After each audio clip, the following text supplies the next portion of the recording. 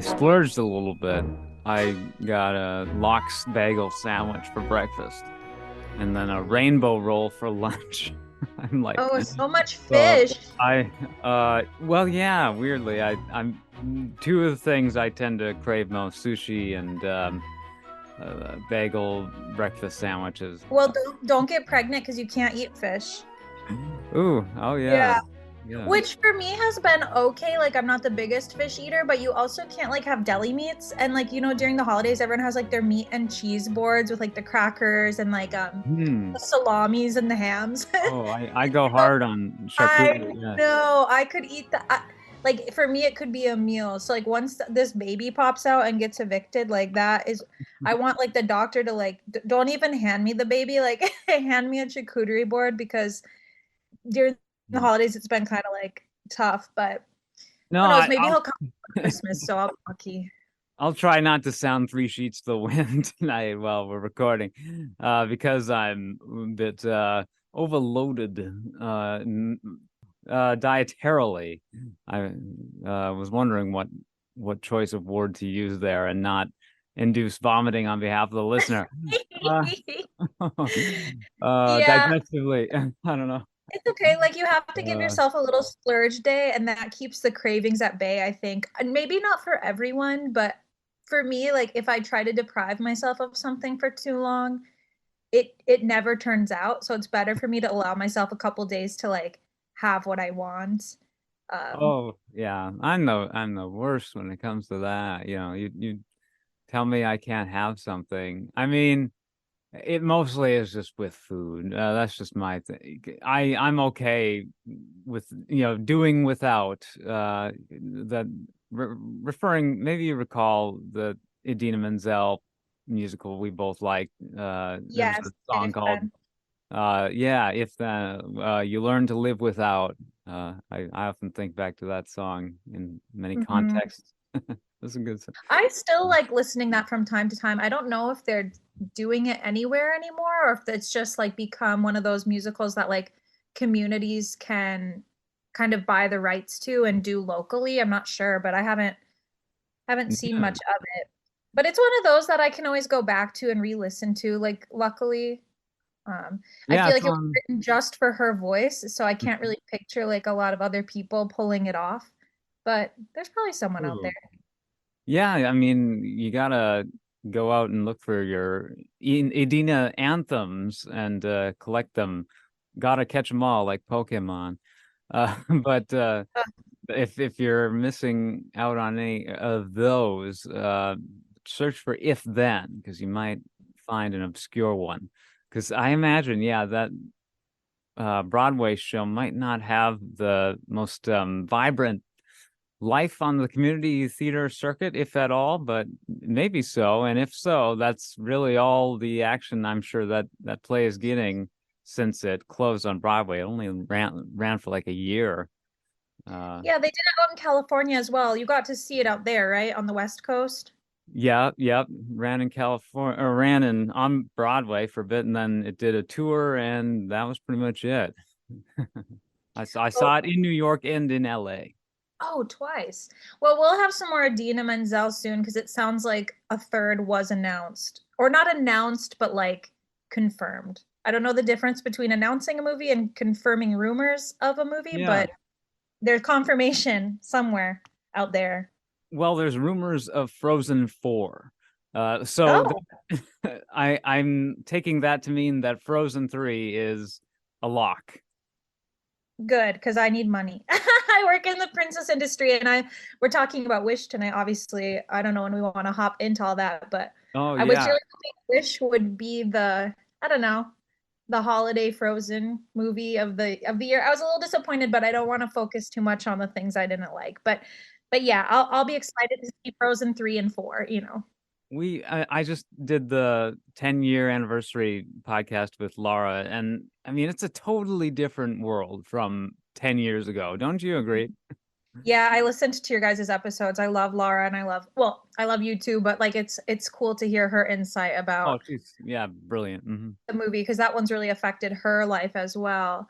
Um, but yeah, it's a new landscape, and I know that I don't know. Some people feel like this movie's kind of scraping the barrel, so I'm curious what you think. The business models for everything now, we're in the subscription and streaming kind of zone when it comes to all things consumer nowadays. And that has its benefits and its very unfortunate drawbacks as well. Yeah. A fun like benefit is you get with streaming some super fun spin-offs that you might not have seen in theaters. Like for example, I don't know if you watched the Squid Games scripted series when it came out, but right now they just released like a Squid Games reality TV challenge also on Netflix. So like one of the pros is, I mean, you get to access so much content, but one of the drawbacks is like Wish. Oh, well, I've been hearing about the Squid Game reality show. I did enjoy the series on Netflix, the dramatic K drama, I guess you could call it. Uh, Mhm. but the the impact on Disney's theatrical output post COVID, especially since they started really well post Disney Plus, post. I mean, the two were hand in hand, and Disney Plus exploded on the scene due to everyone needing something to do during lockdowns.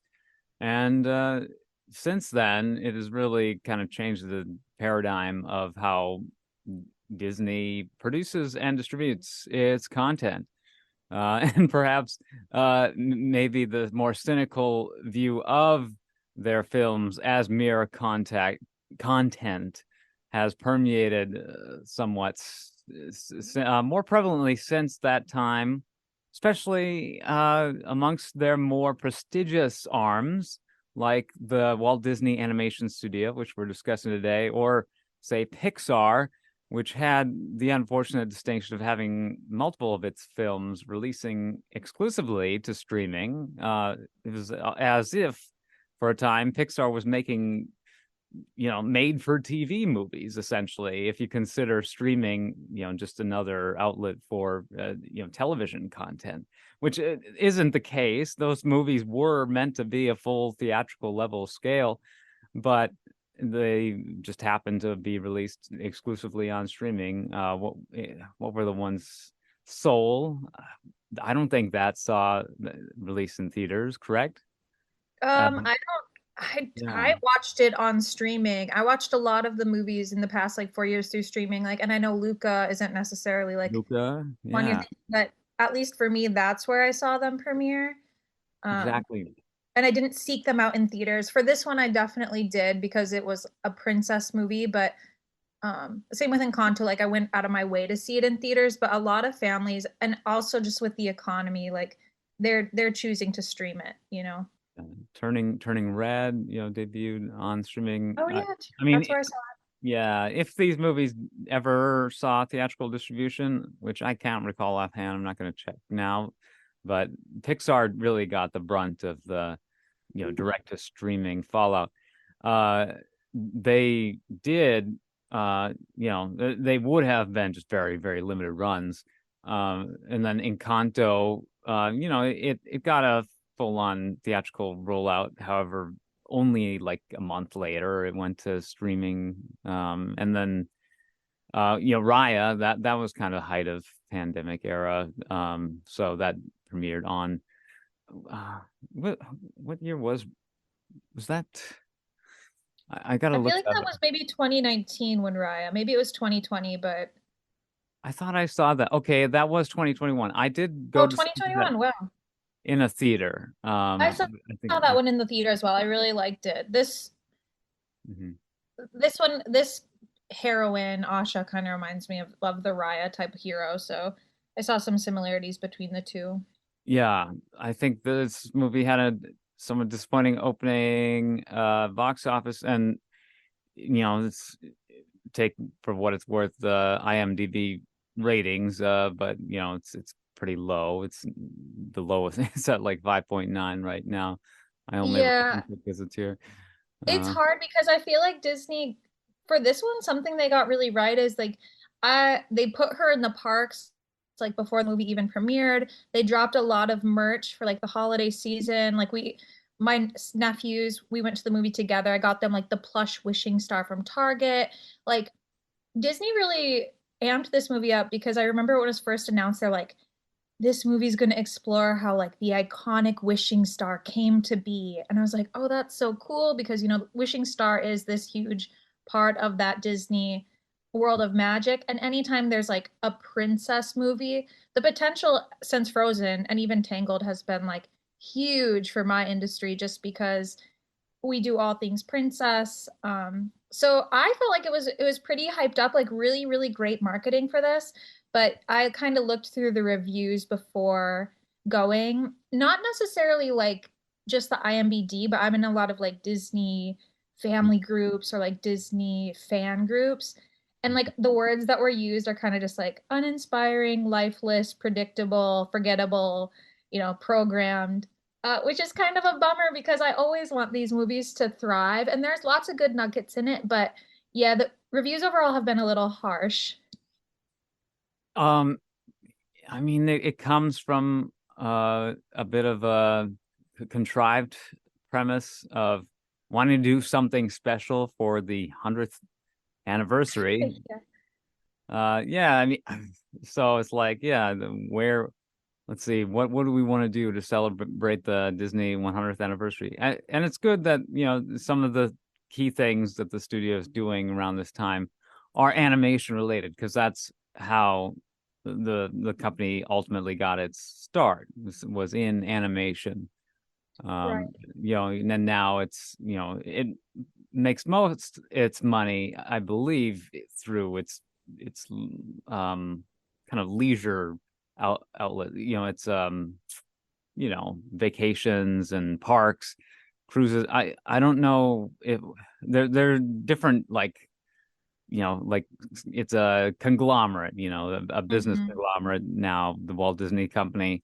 So I can't remember exactly how it's currently structured, but like parks and resorts, I think, are its own branch. And I think it's its own, unless they've rolled in, consumer products as well or something. But like, I think parks and resorts together are the most lucrative part of the Walt Disney Company, over like the media and film division. Hmm.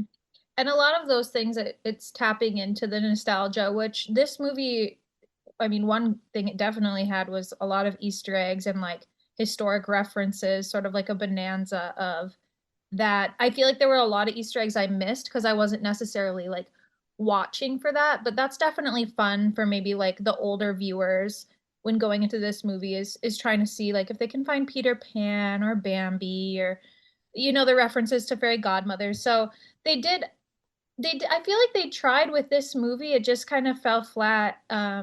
Even something I was really excited about with it was going to be this style of animation, sort of that middle ground between 2D, 3D, sort of like Spider-Verse trend. Hmm. Um, I and I I thought it thought, was a good choice. yeah, Yeah. I thought it was cool. Like the watercolor is really gorgeous. The lighting and the character animation, like I thought all of that stuff was really good. Um, and I haven't seen that in a Disney animation since like I feel like Lilo and Stitch, honestly, but it Hmm. is becoming more and more of a popular style, I feel like in other like non-princess realms of animation. Yeah. You saw them developing, the more watercolory computer animation aesthetic back in certain shorts. I think I've frequently referenced on the podcast. This I almost forget to intro the show. Oh, whoops. No, this is great. The Thoughtcast, conversations about animation. It's totally great to have anyone listening here this far. If you're still listening this far, and my name is Philip Elke, the host of the podcast. Today I'm joined by Jodi, and yeah, we have a fun time here talking animation. And hopefully they've realized we're talking about Wish, the newest Disney release. Wish, yeah, in the episode title and description, from the 60-second animated feature from Walt Disney Animation Studios. Of course, on the Thoughtcast, we don't just talk about animated films necessarily, but also blockbusters and certain, visually spectacular cultural artifacts, I guess. Mhm. But anyways, the this aesthetic that I've referenced on the Thoughtcast, the watercolor or cell shaded, I guess, making a wireframe CGI model, a 3D model look as though its texture has been hand painted. It dates back to like that Paperman short film Oh, from Disney, or Feast, or if you more recently saw the Chip and Dale Rescue Rangers Disney Plus movie. Did you see that, Jodi? no, I didn't see that one, but I saw like trailers and teasers for it, and I thought the animation looked really cool. I mean, I feel like it's trendy.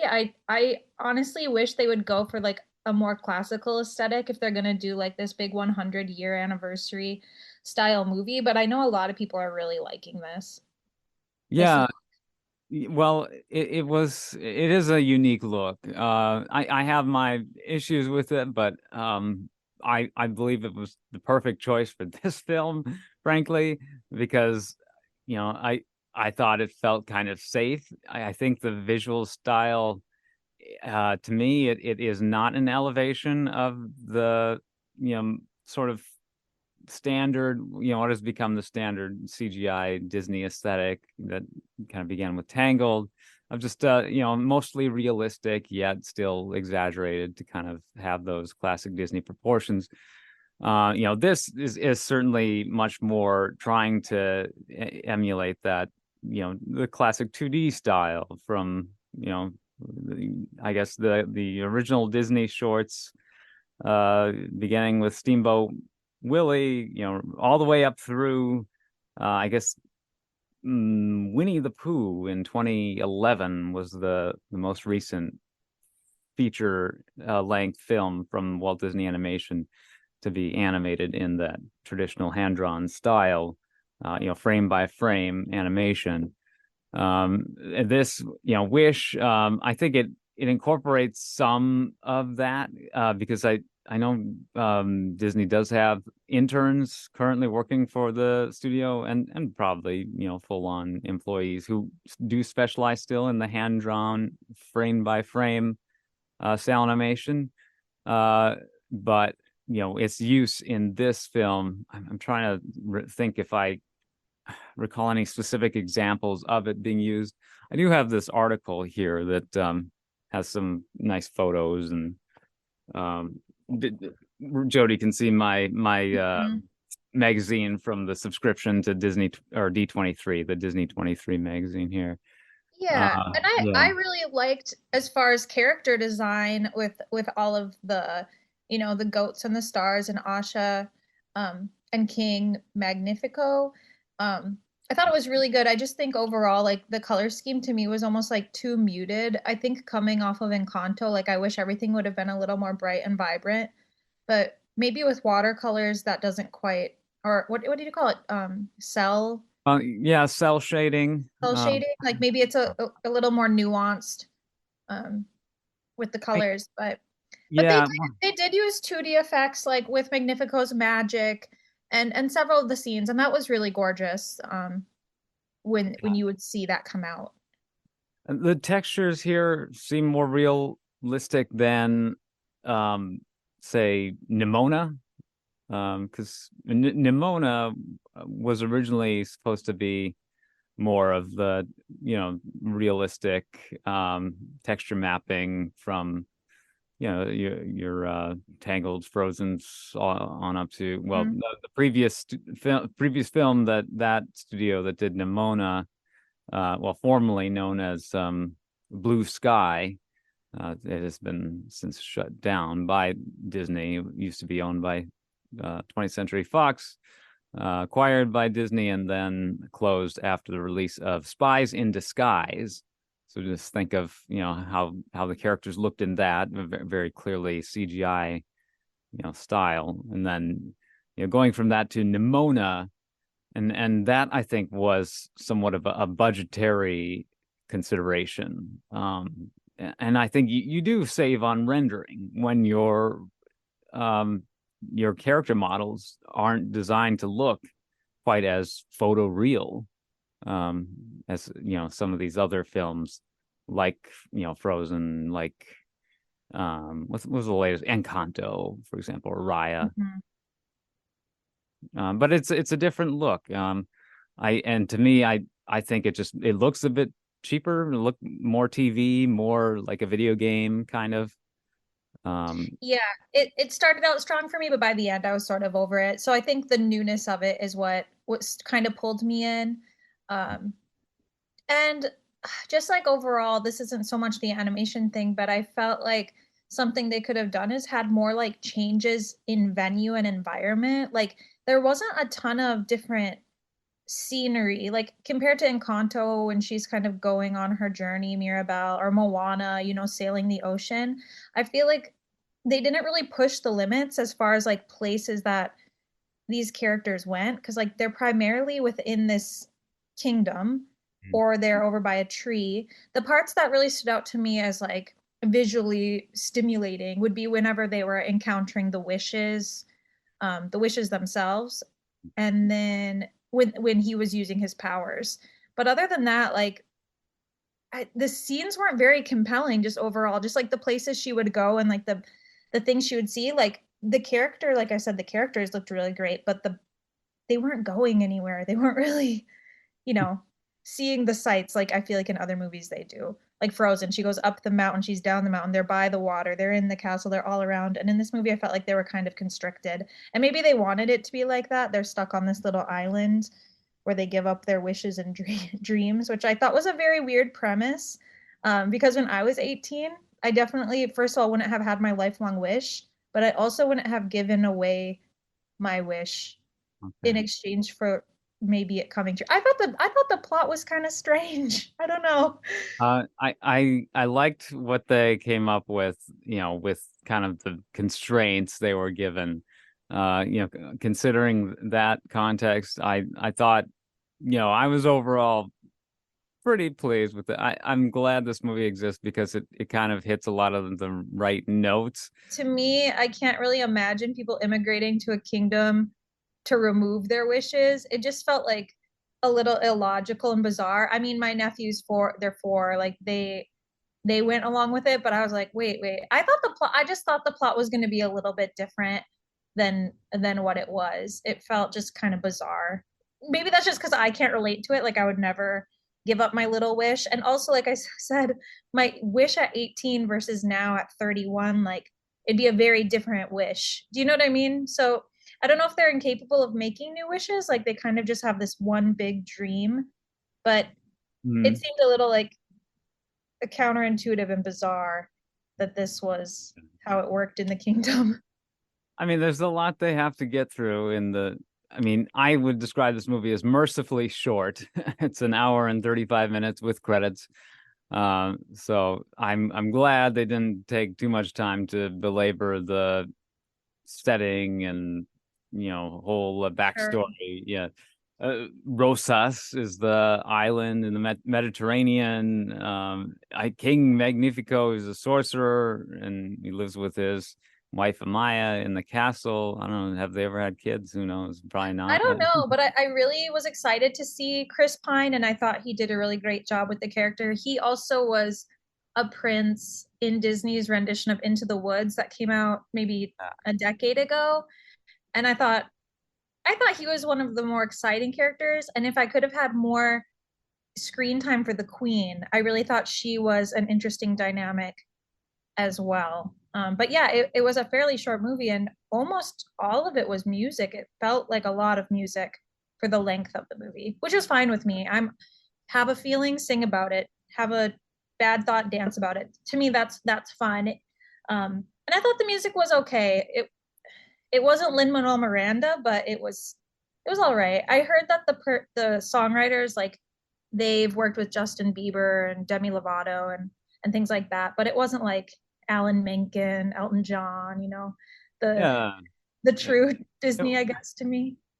was serviceable. I mean, Julia Michaels and Benjamin Wright. I think Julia Michaels, her musical career dates back to even being a background singer on Demi Lovato's rendition of Let It Go. And Rice, I mean, there's no relation to Tim Rice, who's a Disney lyricist, long time with the studio. But he's a music producer, and yeah, worked with certain pop acts over the years. So yeah, they wanted fresh blood on this film, centering around the 17-year-old character Asha, supposed to reflect what a 18-year-old girl would wish for in her life and her deepest, like, innermost concerns. They wanted it to be relatable. The idea of, like, your wishes changed over the years. I guess that's kind of important, so that in this film, once you make that wish at 18 in this kingdom, you're forced to forget that wish, in with the promise that there's a chance it will be granted one day. But I guess you're free to keep on making new wishes as you get older. Yeah. I mean, overall, the citizens seem quite like content and happy. It's not like they're enslaved to this, wish coming true. It's sort of like they get a little holiday once a month to celebrate someone's, wish coming into reality. Yeah. Which is nice. I mean, honestly, it doesn't seem like a bad place to live at all. And I think in one of his songs, he's like, "I don't even ask you to pay rent." So they live there for free, I guess, in exchange for their Yeah, wishes. it's a utopia.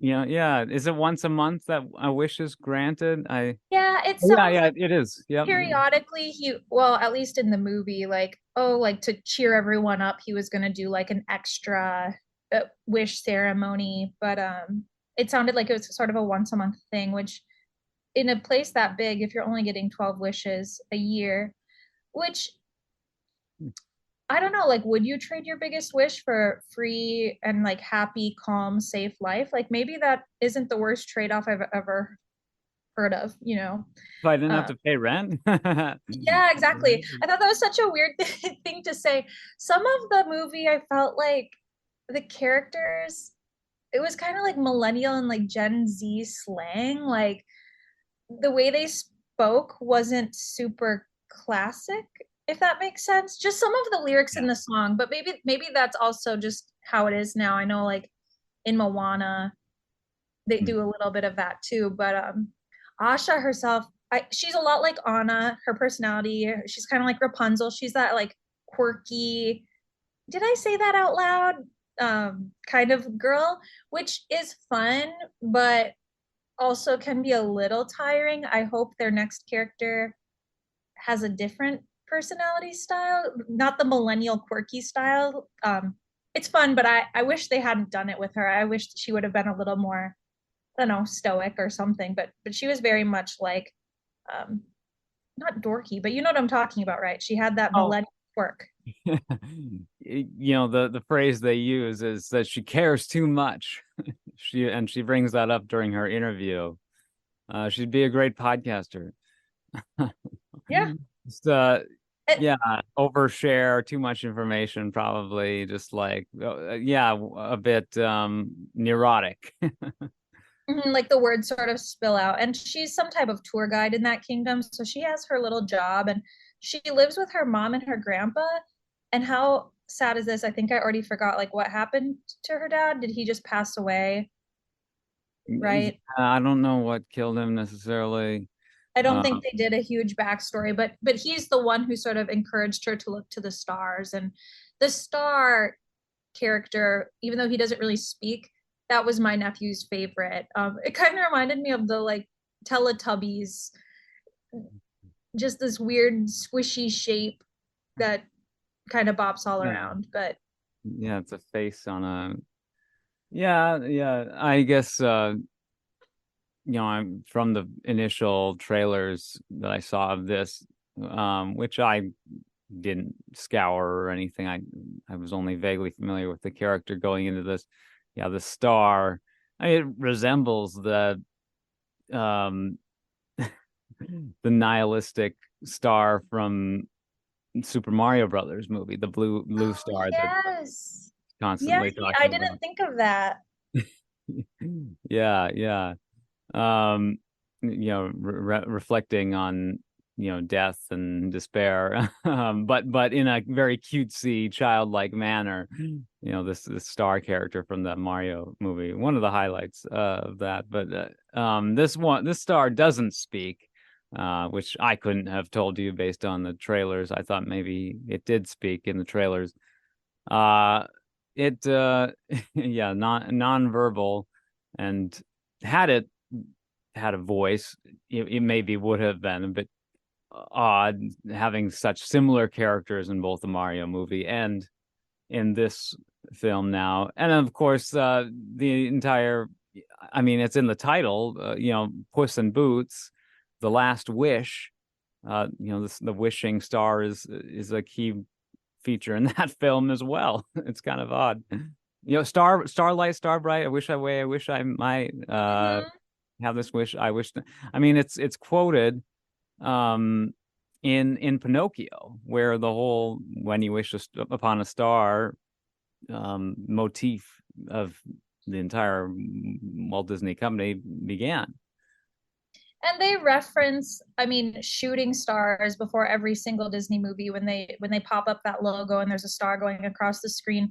So it is a cool thing to explore a little bit. I actually had hoped the star was going to be sort of like a Jiminy Cricket character, sort of. I thought it would speak. I thought it would share its little wisdoms with everyone. But Valentino the goat ended up being the chatterbox. And I liked him a lot too. I didn't really like the voice. I wish he would have been more of like a cutesy character, but I really did like the goat. And a lot of people, I mean, my nephews, I'm saying like a lot of people, but the Christmas toy is that goat and that star. A lot of kids love it. Yeah, I mean, they chose an adult voice for this goat, which I think is supposed to be a youth goat, a kid. A That's what it kid. says in the Mm-hmm. article. Yeah, which is, I'm glad we didn't get another flounder or a kid. I don't know. I mean, um, when it comes to like child sidekicks, you could do a lot worse than say flounder. Are there other annoying kid sidekicks in Disney Ugh. movies? Think of Whenever offhand. I think of sidekicks, I just think of like Timon and Pumbaa. But I mean, there's quite a few of them that don't talk. When I think of like Pascal and Sven, Olaf is a grown up. He's a sidekick, but he's also like a character. I don't, Childlike, I don't know yeah, if there's a lot of kid ones actually now that I'm scanning my brain. kid voiced, yeah, not really. But yeah, I was kind of hoping to hear like Danny DeVito, if you wanted to have a reference, bring him back as an actual goat this time instead of the goat He man. did Hercules, right? He was the centaur. Selectides, Yeah, half goat. um satyr, Oh yeah, satyr. or I don't know fawn, why. satyr, yeah, whatever you want to call it. Um, and yeah, the fact that the whole kingdom and the weird rules and stuff like Magnifico, I'm guessing introduced as a sympathetic character, or like not we knew he was the villain going in. He was marketed as such. But he's sort of Queen like a Mom. villain in the sense of like tangled with Mother Gothel, which for little kids I think it's a little complex that the villain starts out as nice. I mean, as an adult, I like that, but I do think for kids it's a little confusing. You know how Mother Gothel's like, I love you more, I love you most. That's kind of how this king is, and then he has his power, his ego trip, his power. And I liked his songs. What was it like? Thank you for sharing. Oh, see, I've already forgotten these songs, but I liked his where he's singing about the wishes. I thought that was really cool. And then his sort of Yeah, evil song. well, yeah, at all costs. But I mean, your first clue is like he's the omnipotent ruler of this kingdom. That's check number one. And clearly, he's been using magic to preserve his and the queen's youth for who knows how long, right? Oh Because yeah. the Yes. grandfather, he made his wish however many years ago, right? A hundred, Unless, well, not 100 years, but decades and decades ago. I mean, maybe he was, more um just still an adult or something. Who knows how long ago Rosas was established? I can't. I mean, this movie does begin with a storybook narration, kind of a classic Disney feature that doesn't always, isn't always the case nowadays, especially. Yeah, it was more so with like Sleeping Beauty, Cinderella, Snow White. They did the storybook opening, and I Yeah, like it, but I don't think it was necessary for this movie. they wanted to bring it back. I mean, it was obviously, the most classic version of it in a modern film would be Shrek, where it's you Oh, know yep. it's shredded, comedically, but then yeah, they literally use it as a toilet paper. Then yeah, it makes a triumphant return here. Of course, yeah, I kind of treated satirically a bit in the Enchanted movies as well, sort of Disney's own take, I would say, on a Shrek type of story. Um, but yeah, in the kingdom of Rosas, you have this omnipotent ruler Magnifico, and if he's using power, just to prolong his life, I mean, that what other temptations will that power bring? And then he's holding custody over all these wishes, and it's just like, of course he's going to turn evil at some point. Yeah, no one can resist that temptation. He's I mean, my immediate, yeah, I thought it was like he's this tech bro, he's got these wishes and they're like NFTs, and eventually he's gonna, yeah, try to buy some, like Elon Musk, he's gonna, buy a major social media platform, and everyone's gonna it's gonna turn into a trash heap because companies are gonna stop Believing. Yeah. advertising. Well, yeah, because he says, hey, everyone's welcome, everyone's free, and then all of a sudden, yeah, a bunch of crazy, you know, fascist groups start taking over the the That could platform. be that Yeah. could be the next Disney movie starring Elon. I'd watch it. Well, and that's Magnifico Yeah, even he is. references There's similarities there for sure. I didn't think about them until now that you've said it, but his reason for not granting Sabino, is that his name? The grandfather's wish is, um, you, it's you know, dangerous. it could be dangerous. The inspiration, Sabino wishes that he could inspire a generation with his art, with his music. And the fear being it could be a revolution, it could be But this like yeah, really outlandish thought that rallies the people versus like for him, I mean, he was thinking of a song that would just like touch everyone's heart. so yeah, Magnifico's got tyrannical tendencies from the get.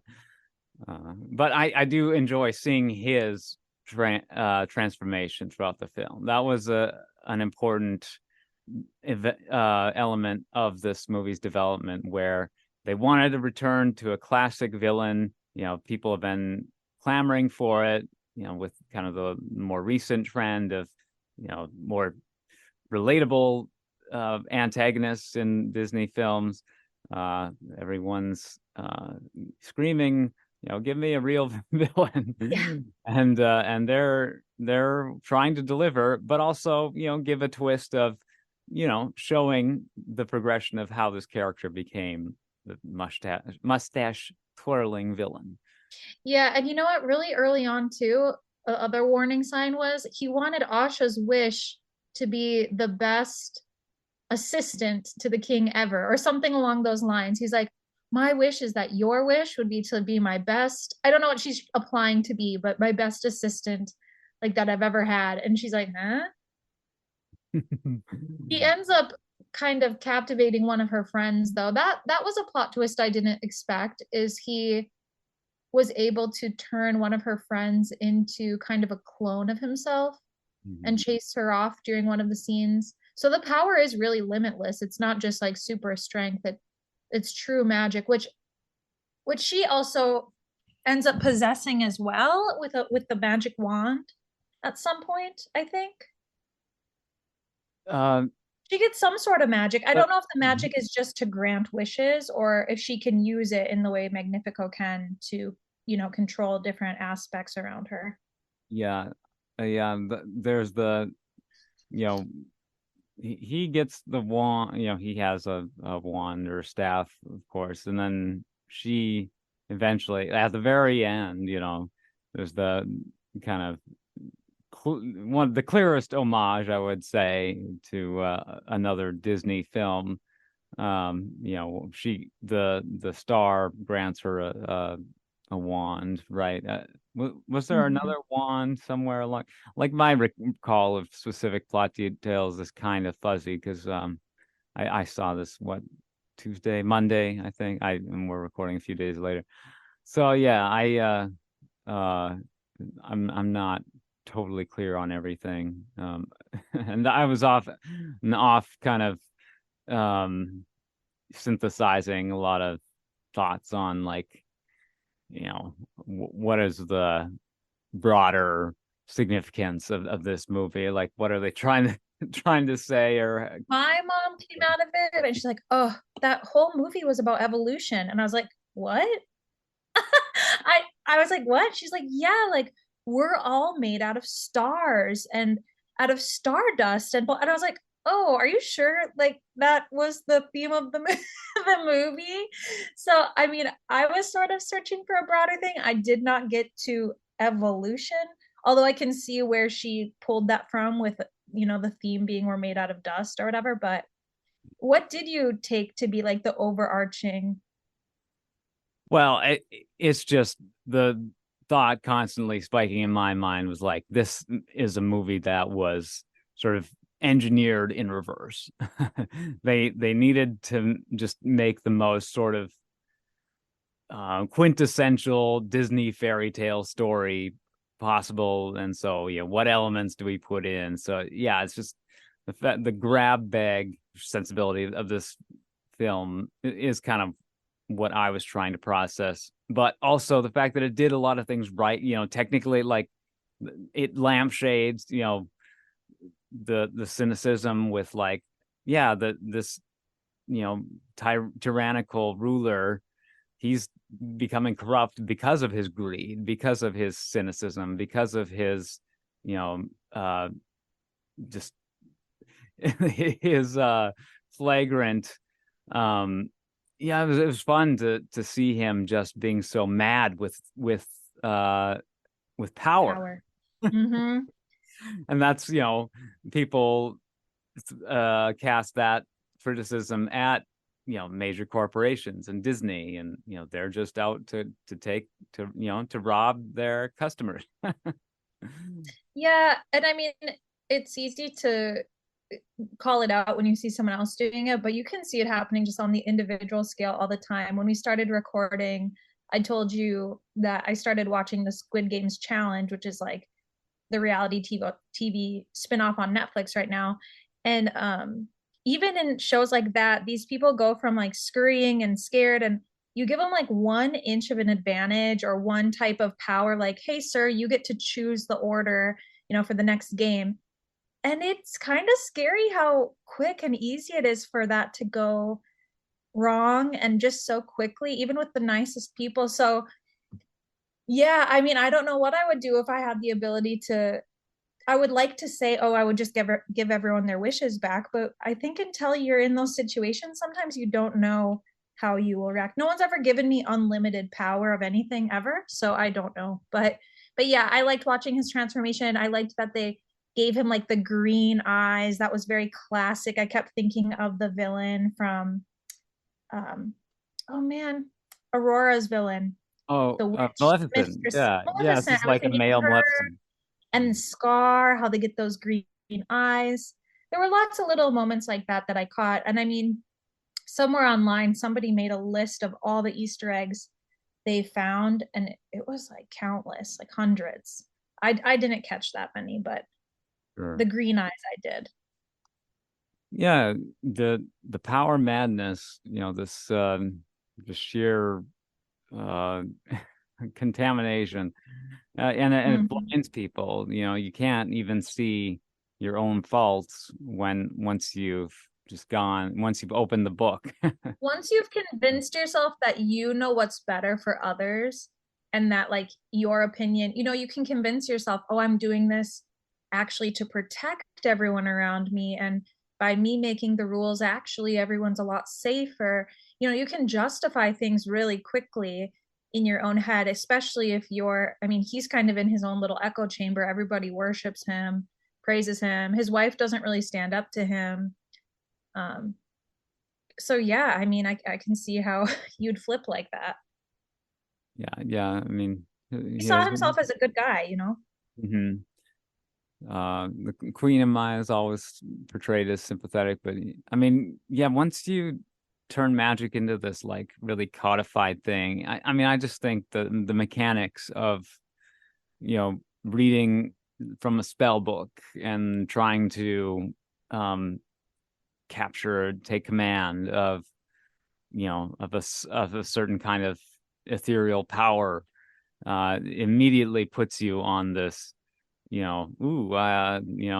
just how far can we push this thing? How much greater can we optimize? It's the formula, that Bob Iger, developed under his. I mean, I would hate to make Magnifico out to be an obvious parallel for a figure like Bob Iger, or even Eisner. I mean, his career followed a similar trajectory with the Walt Disney Company.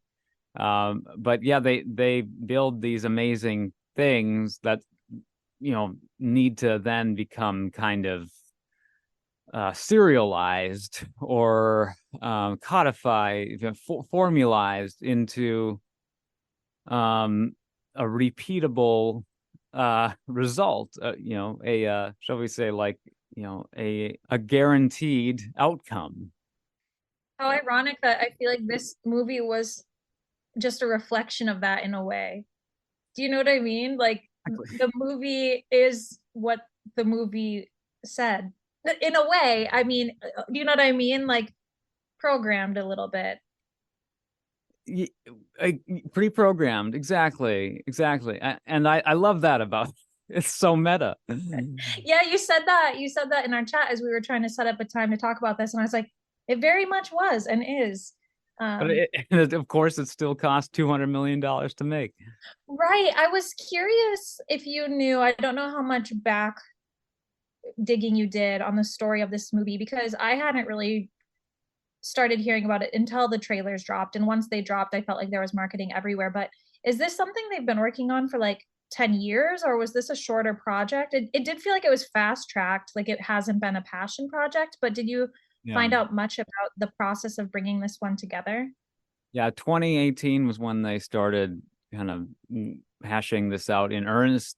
And then, I think it's really started taking form after like Frozen 2, and Jennifer Lee and Chris Buck, I think, were some of the main originators of the idea of like we got to do something special for the 100. They brought on a few collaborators, and I guess the test demo, sort of demo reel with the initial concept of the character, Asha, was her journeying into the world of Pinocchio and having this kind of CGI rendered character walking around on the streets, the watercolor background, streets of Italy, 18th century or 19th century Italy. Is that 19th century? I guess 1800s, right? Is when Pinocchio's set. The Guillermo del Toro movie set during like World War One, but I think that's sort of an update on the original. Or was it World War Two? No, it was the whole friggin' um what's his name? The Italian guy from World War Two. I'm Um, blanking right now. I'm blanking too, but I really liked that version. So I feel embarrassed that I don't Yeah, remember. updated for Too much sushi in the brain, otherwise you'd remember it. uh it should come to me. Why has it not come to me yet? This is the strangest thing. And now my Mr. internet's Ockery not would be, working. or not Mr. Ockery, who was Yeah, our no, he would history be. He teacher. would be He'd be extremely disappointed in disappointed. you. Um, yeah, whatever. I am so yeah, she's walking around in the original Pinocchio film, and that would be just, yeah, silly to have this kind of vignette, Bill and Ted style characters jumping around from film to film. I guess it would be fun to sort of Mussolini, Benito Mussolini. Mussolini. Duh. Um, uh, he was in the movie. Great film. Guillermo del Toro's Pinocchio. Um, yeah, the the thought of seeing those classic styles in a modern film would be a fun nostalgia trip, but kind of a cheap thing as well.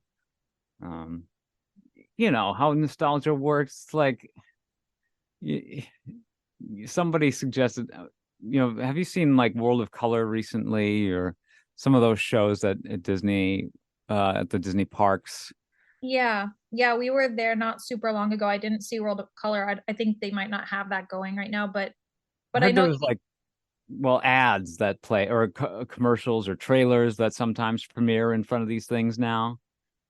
These, yeah. Yeah. how does that work? Are they trailers, or I'm trying what do they to think. advertise? I know that they do it in Hollywood studios before they do that big show on that theater, but I can't even remember who or what it was. If it's just like,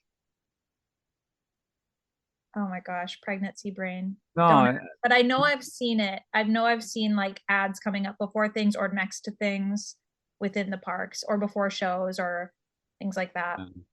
and that just feels kind of cynical when you're doing it in for these spectacular It theme park breaks shows. the mood. It really breaks the mood. And even with little things like, it's so silly, but at Disney, obviously they have popcorn stands everywhere. And like it says like brought to you by Pop Secret, which is a brand of popcorn.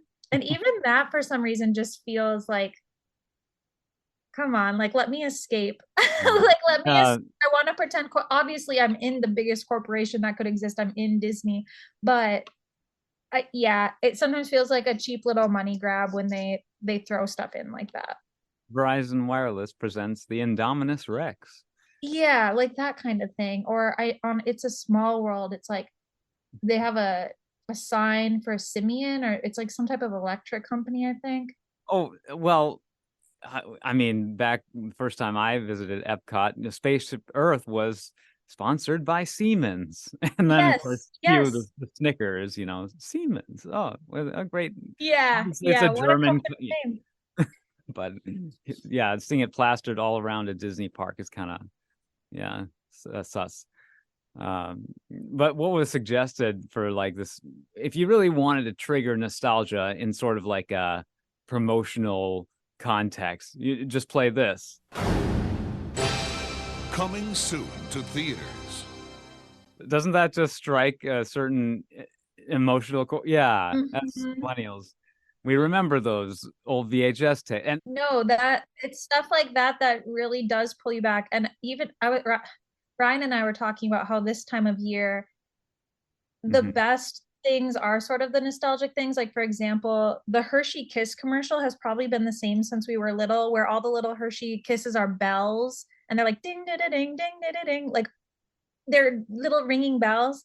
And I'm like, I feel like that's the stuff that works the best, at least for me. And I don't know if I heard coming soon to theaters, like that gets my attention really quickly and it taps into a part of my heart that would be different than now streaming on Hulu Plus, you know?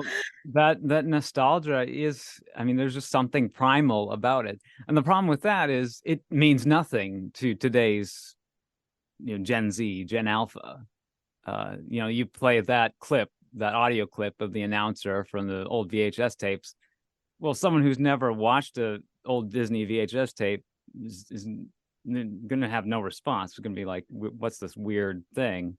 And it's odd because for the longest time, probably until I spent more time with my nephews, I just figured that, the new incoming generations would have their own versions of that, and which I'm sure there are. But what we were talking about earlier, with streaming content, growing up for you and I, if we had a VHS throughout our childhood, we probably would watch it, over and over multiple times. But my nephews, being so young, if they've seen a movie or like a YouTube or a TV show, they don't really want to watch it again because there's so many other things for them to watch. Do you know what I mean? So like we saw Wish, I asked them if they'd want to watch it again at my house, and they said, "Oh no, we already saw it." Whereas like we had the repetitiveness of these like physical, you have to have this physical VHS that you rented from the library. You'll probably watch it 5 times before you have to return it. Or if your parents were rich, they'd buy you a VHS. But do you know what I mean? Like, I don't know for these generations what has been repetitive enough to really create that deep, deep mark in their brain. Because from what I've seen, at least with these little ones, is like, it's new content because there's just so much content. Do you know what I mean? Like, will they have something similar to coming soon on VHS? I don't know. There's so much disposable content as well. But of course, you also hear about the kids who will, watch a movie every day. They watch Encanto every day for a year, or Frozen, like really little kids, like they can't get enough of certain things, Frozen for sure was like that. So I think there's also a flip side to, I guess, there'll be certain artifacts. I hope so because it's grounding. It's grounding to have things like that in your brain, I think. Yeah, I guess we all have those things like that we just return to over and over again. Whereas with most things, the vast majority of things were like one and done. But I don't think seeing a difference now with the modern generation as to how that's being invoked. Yeah. Are I don't they really gravitating less towards like a feature film, for example? the only thing that I'll say is that the only thing I notice with kids, and I work with a lot of kids, they're all like younger, is like I don't feel like kids have the attention span for movies anymore, and like they're super content with like movie shorts. Like with Frozen, even like the younger kids, like they know a lot more about the shorts than the actual movies because I feel like parents like the attention span is shortening. I'm not trying to be negative, but I don't know. I sometimes worry. Like I shouldn't worry. I shouldn't be like a doomsdayer about it, but kids have a very short attention span now. I don't think there's a lot of kids who could sit down and watch Snow White at age 4 or 5. Yeah, I But mean, they must have things, like you said. I just don't know what they would be. They'd be like Coco Melon or like the shorter things.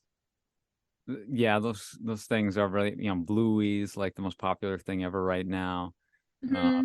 That's a big boon for Disney, I imagine, streaming on Disney Plus. But like, kids will.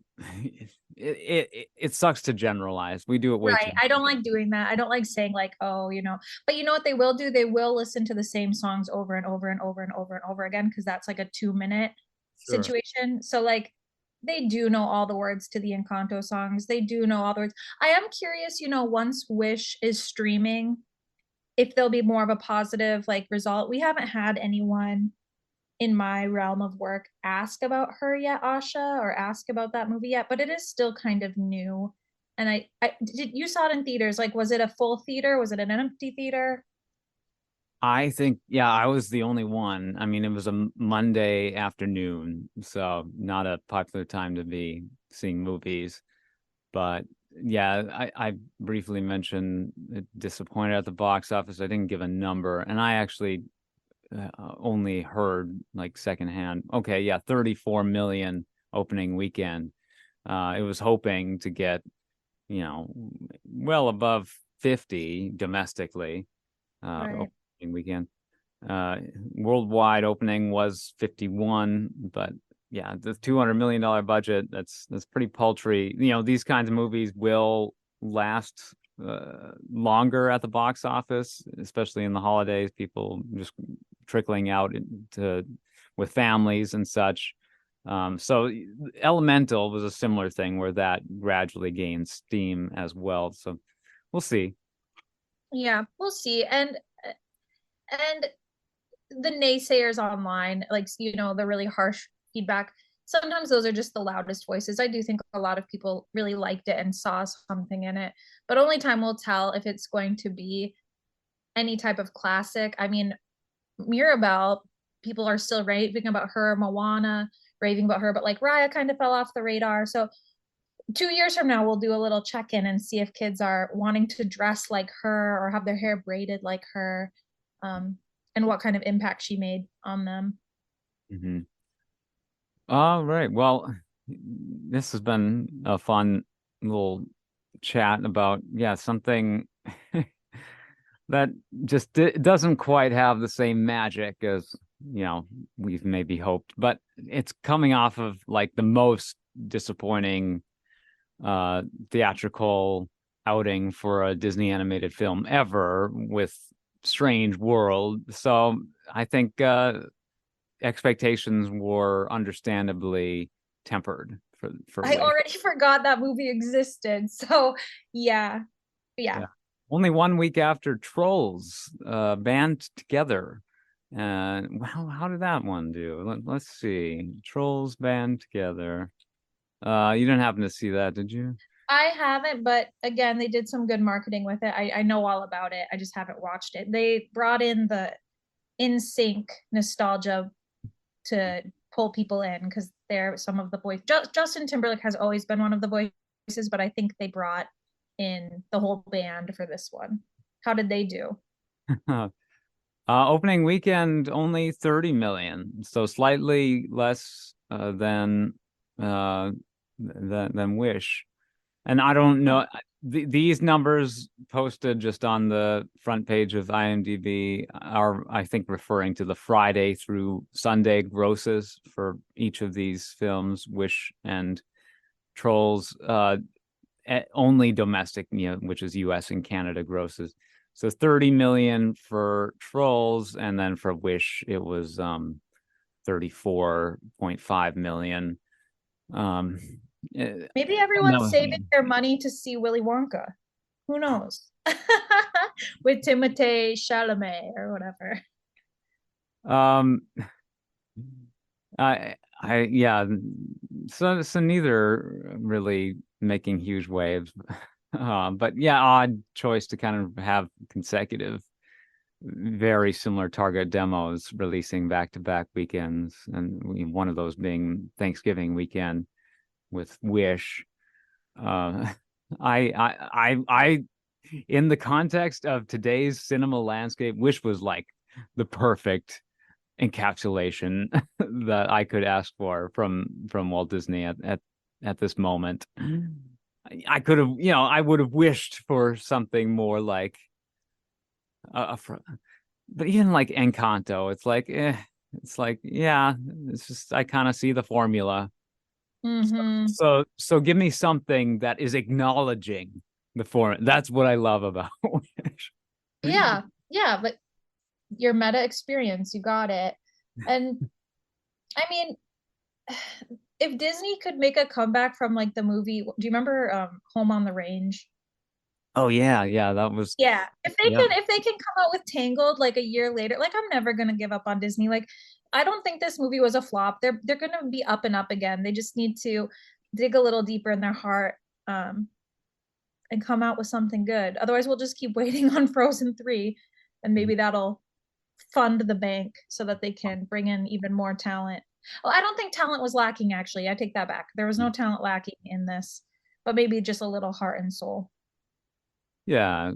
Yeah, of course, Frozen 3 inherently very derivative in the fact that it's the third film in a series in a franchise, but there'll been a lot of uh trilogy cappers. Well, now that we know this isn't really uh going to be a signal of a trilogy, this Frozen 3 prospectively, it's going to be part of, you know, A saga. four film saga. Yeah. Yeah, and Toy Story 5, and it's just like, oh boy, all these very, yeah, clearly originality is in short supply. And then Wish, fully original story, and it's being kind of raked for its lack of originality, unfortunately. But I don't know, it's fine. I think it'll go down as sort of a dark horse cult classic amongst fans, and the music will have a certain resonance amongst fans of this style of Disney musical.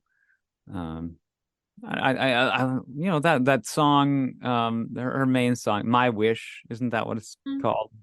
Yeah, uh the songs aren't bad. They're just not that hummable and not that memorable. this wish, uh and at all costs plays. It's funny because the lyrics seem tailored to work as a pop song, if you've listened back to it. um Hmm. Chris Pine I is haven't listened to any of them independently of the movie. I haven't like gone through the soundtrack. Um, okay. I was listening to it just before coming on, and uh Chris Pine, he's singing to the wishes in this song at all costs, and it almost sounds like he's singing to a lover. yeah, I could definitely see that because I think the vibe of it is like, I'm here for you, I'll protect you, I'll care for you. So I could see how you could independently take that and have it be your first dance at your wedding or something. I don't know. But yeah, like a pop song. Or Queen of Maya. I mean, you can already imagine all the online shipping going on between Magnifico and Asha. What is the name of that ship? Jodi, help me out. Oh, I don't know. I don't know. Ashifico? Oh my gosh. I Megasha? I am not one to ship people, so I would not be the best one to turn to for that. But either way, it's going to be a mouthful because neither of those names for me flow off the tongue. Well, Magnifico. Yeah. Meg. I don't Sure. know. We'll have to check the online threads on Reddit. I'm sure somebody's thought of the perfect name. Yeah. Yeah, Weeaboo Watch. Oh wait, not Weeaboo. Waifu Watch. Waifu wish list. Jodi, do you know what a waifu is? Like a wifey? Kind of. I don't know. What is it? It's like an anime term, anime fan, like uh a cute or attractive, Oh, now that you say that, female. yeah, I have heard it. I have heard it. And if you put it like in a context, I would have gotten it. Yeah. Yeah. So, you know, uh, as sort of an enthusiast for the film Frozen, Elsa to me is a bit more of like a waifu. So yeah, that's like, I see her as a crush, as much as a an inspirational figure. More No, so I an yeah. inspirational figure. I don't But think you're alone in that, actually. I think when the sequel came out and she took the braid out and she's wearing the white dress, a lot of people like feel the same. But I hope they never ever give her a love interest. We can all just have a crush on her. yeah, so I would say she's my number one waifu in any animated work. But there's some that come close. No, of course, Asha's 17, so she's not legal. No. Not quite. And but she is really beautiful. They this is probably like the last thing I'll say on it. They did do, I mean, Disney's obviously been pushing for diversification and all of that, but I think they did a good service having her. I don't think she's supposed to be like Latina. I think she's supposed to be black. And I really liked that they let her have her hair, you know, braided and that more natural like hairstyle that Black children will see and like. And so there were like lots of good things about this movie with representation. And understand, it's set in the Mediterranean, so you kind of have a sort of melding of all kinds of different cultures. Oh yeah, when I was watching, I was like, where did all these people come from? This is the melting pot because like one of her friends was Asian, one is white. I mean, they don't really actually talk about anybody's color or anything like that It's within the a movie, but it's yeah, quite the mix. it's okay. It's a very broad fantasy. Like the Yes. article does refer to a specific time period, say like 200 or so years before Snow White is maybe supposed to be set. Kind of the late Middle Ages is kind of when Wish is supposed to be. So, 12, 1300s, Mediterranean.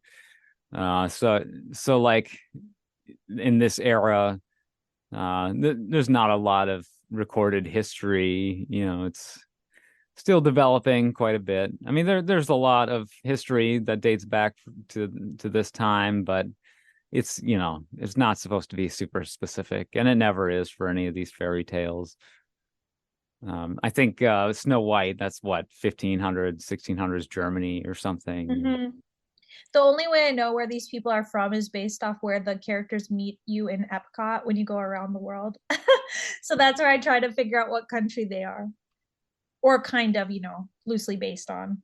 Snow White, it's probably earlier than that. Snow White. I mean, it's yeah, but of course, yeah, and the very explicit establishing of a character that would be featured in Snow White, and then the Cinderella as well. It's the whole idea of like people taking this and saying it's an origin story for characters in these other Disney movies is not the point to me, because I think it's just these are emblematic of those characters. They're not literally No. a prequel to Disney's 1937 Snow White or Disney's 1950 Cinderella.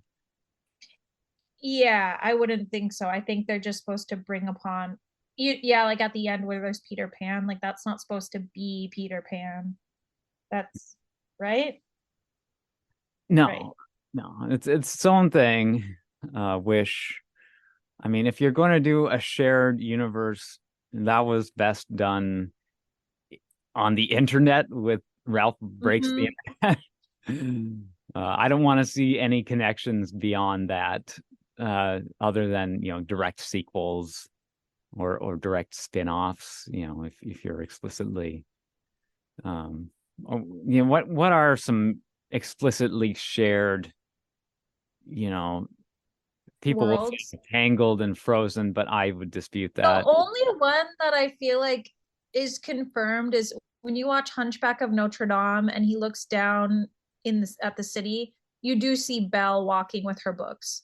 So I that's the only time I've seen. Oh, and I suppose in Frozen you do see. Well, you don't see her face, but Rapunzel is walking through the kingdom on Coronation Day. But I yeah, don't know if that's been confirmed either. I I, just I think those are the only crossovers that to me I would probably believe in because of the images. But any other like fanfic kind of pull together thing, I don't usually fall for those. They're fun to read about, but I don't. I'm like you. They all kind of exist in their own yeah, story. exactly. Until if they introduce Rapunzel or Flynn in Frozen 3, it's pure speculation and conjecture, and pointless. Did you ever see? I didn't know if you guys did an episode on it already, but Once Upon a Studio, where they kind of let all the characters play together and interact. Oh, that too. Yeah, that's another I interesting haven't example. seen it honestly, but I know that they all come popping out and they're talking to each other. But again, that might be a little bit like Ralph Breaks the Internet. Like, Yes. did you see it? yeah, or it's kind of like Toy Story in a way, the animated characters coming to life. And their reason for coming together on this specific occasion is to take up a portrait for the 100th anniversary. Yeah, I did see it. Lots of cameos, lots of characters. Just kind of a tribute, a love letter to the studio. And yeah, kind of fun to see certain characters spot. Of course, you can't. It's a short film, a 9-minute short film, so there's only so many ways you can work in a lot of these fan favorite characters. I know like Paige O'Hara makes a cameo as Belle. I don't know if they got James Woods in the studio to record a line as Hades, but he has dialogue. Like I don't know.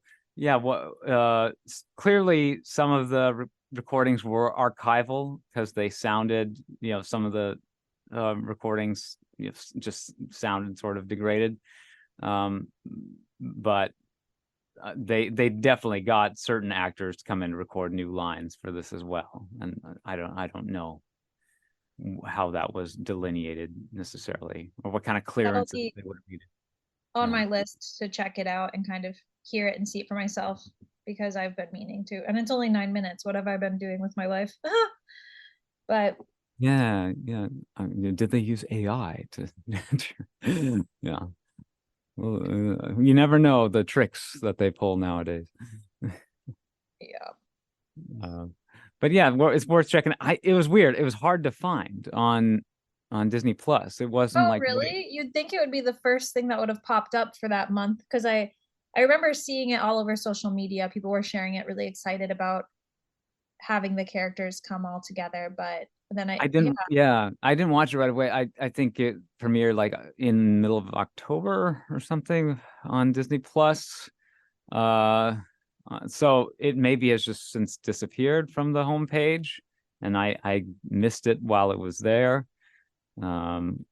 Disney once upon studio release date, and this is gonna be a total foobar because it took 6 minutes to load the. Oh, okay, October 16th, I guess, on Disney Plus. I totally missed that and just heard it recently, or just saw it recently. This wasn't another Benito Mussolini situation, though, thankfully. Ugh.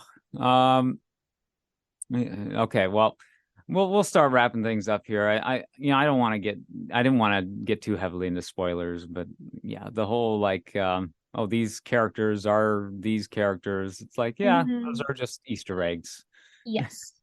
They're just like little references and fun things for us to watch for. And I mean, I'm sure I'll watch this movie again and I'll have a little more fun seeking those things out once it hits streaming again. But for me, I don't know. I'd give it, not that we are here to rate them, but I'd give it like a 7 out of 10. It's a cute holiday movie, but well, it's not a holiday movie. It's a cute movie to see this holiday season, but that's kind of it for me.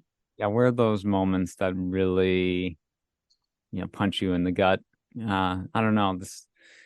Yeah, I mean, I was impressed with like how far they push things, even with Encanto. Should the abuela loses her husband, it's like you get those moments, those sort of The shiver moments where you get those little goosebumps. I mean, similar culture. What was it called? Not Encanto, the Pixar Dia de los Muertos film. Coco.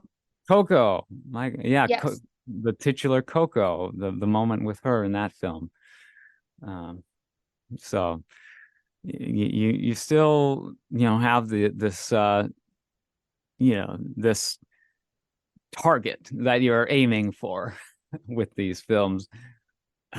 What was that with this one? There really wasn't a moment like that. I don't know. There was kind of an interesting moment. Oh, I guess if you stayed through the credits, you get. Did you stay all the way through the credits?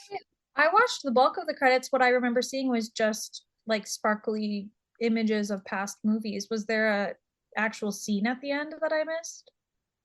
Sambino is playing When You Wish Upon a Star on his guitar. Did you see that? Oh, no, but I love that. That's very sweet. I loved Sambino and I loved his dream. So I didn't realize that there was and it was a trailer, or was it just him kind of walking around on the credits? Post-credit scene.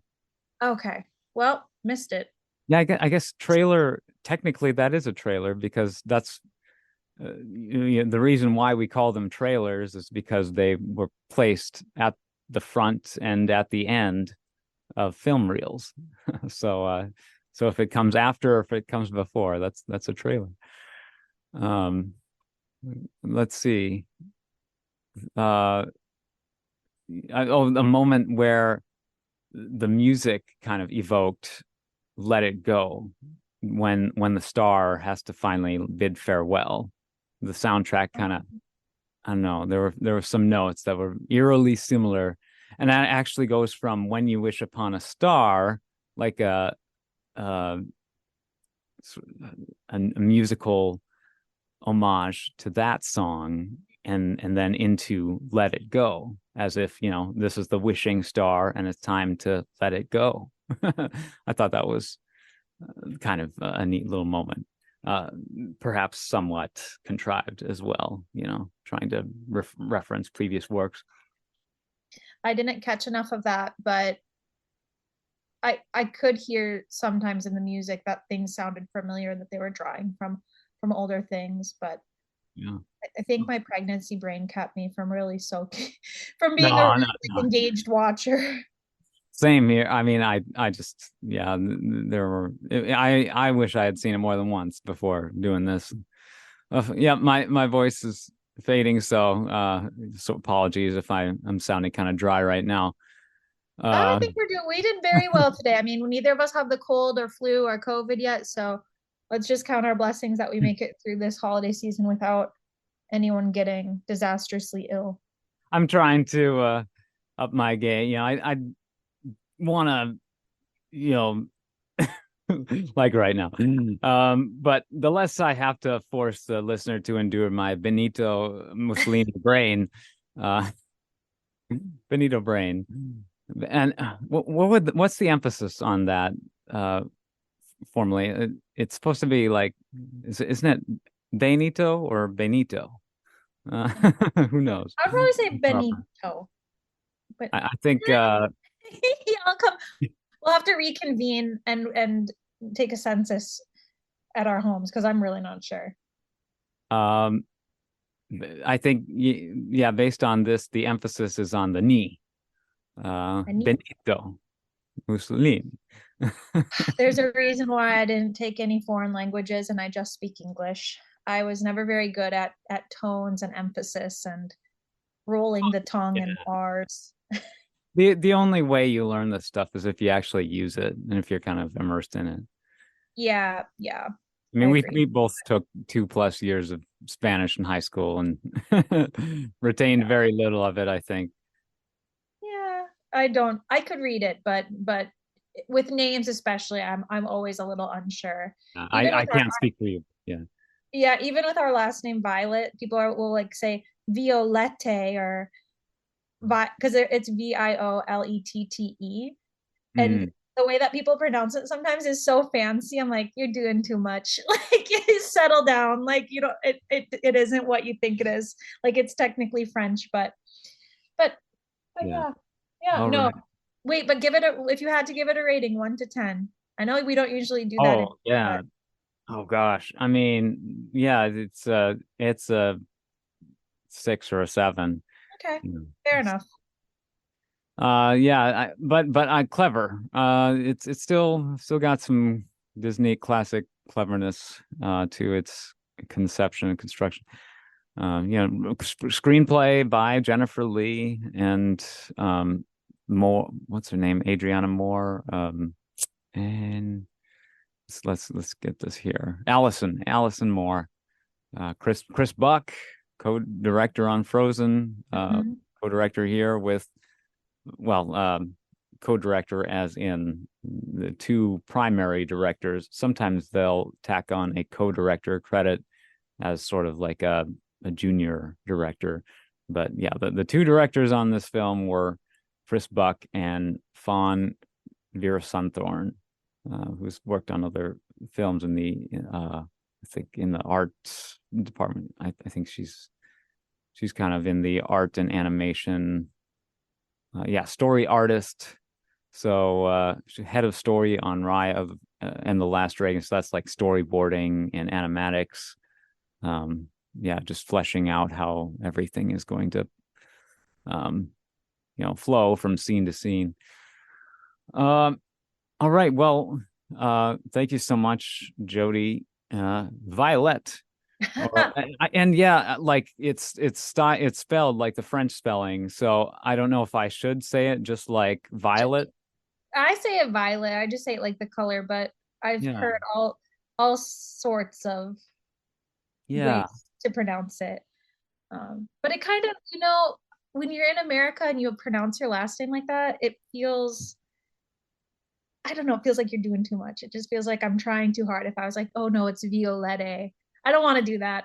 Whatever people say, they can say. Yeah, people kind of can do whatever they want with their own names, but I wasn't sure. Mine's confusing. It's Elke, spelled Ehlke. If I didn't know you my whole life, I don't know how I would have said it. But obviously, I know how you pronounce it. Yeah, I don't really know what it means, but it's like, I mean, when you hear that, you think alcoholic, right?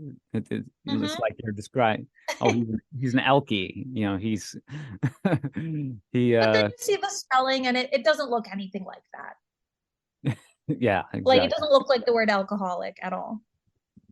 Yeah, a little too heavy on the drink, which it isn't the case for me, but I have my own vices. Believe me. Mm. We all do. But yeah, this was good catching up, and hopefully some of the other movies later this year are worth talking about. I'm kind of excited about, I guess, the Wonka movie. I did see the Hunger Games, which you guys already wait. Oh, we didn't do. I really enjoyed that latest Ballad of Songbirds and Snakes. Yeah. Maybe we'll end up catching up on that one, or kind of see what comes out. There's a lot of things I've been keeping my eyes out for on the streaming services, and so we'll kind of see what's up next on the docket as the crazy month of December gets started. We're just one day in, so we have time. November went in just like a flash. There was no November. Couldn't believe it. I couldn't believe it. I couldn't believe it that today was December 1st. I can't tell if that's wonderful, because when time is passing fast, it typically means you're enjoying your life. But it's also kind of scary because you're like, oh my gosh, another month gone.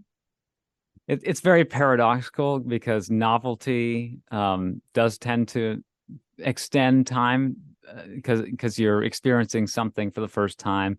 And usually that's a good thing. Like if you're having new kind of novel and